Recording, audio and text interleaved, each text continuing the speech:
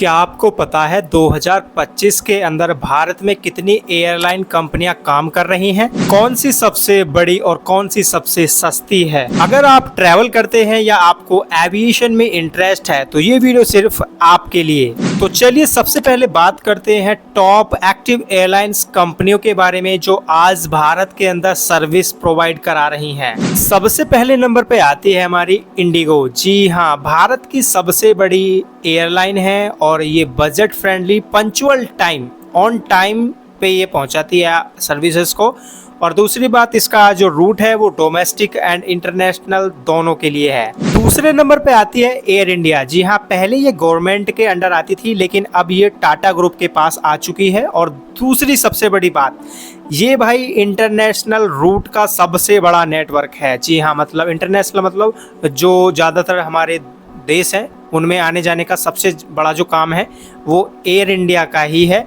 और आपने अभी एक हादसा सुना होगा अहमदाबाद के अंदर, ठीक है, जो फ्लाइट क्रैश हुई है वो एयर इंडिया की ही थी। तीसरे नंबर पे आती है विस्तारा। जी हाँ, ये टाटा ग्रुप और सिंगापुर एयरलाइन का एक जॉइंट वेंचर है। लेकिन मैं बात करूँ इसके मर्ज होने की तो ये अब धीरे धीरे एयर इंडिया के अंदर मर्ज होती जा रही है।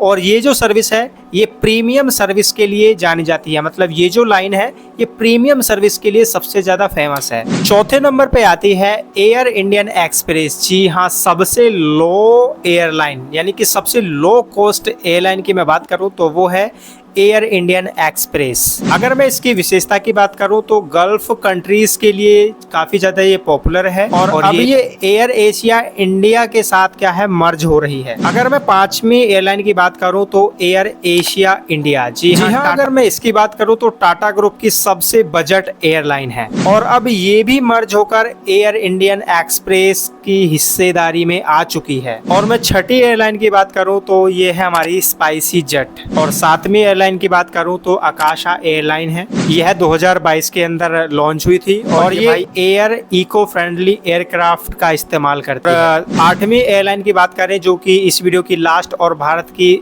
सर्विस देने वाली लास्ट आठवीं एयरलाइन है तो अलायंस एयर। ये गवर्नमेंट की एक रीजनल एयरलाइन है जो छोटे छोटे शहरों को जोड़ने में काफी ज्यादा मदद करती है। तो कुल मिला के भारत के अंदर 2025 में 8 ऐसी एयरलाइन कंपनियां हैं जो डोमेस्टिक और इंटरनेशनल सर्विसेज प्रोवाइड करा रही हैं फिलहाल के लिए।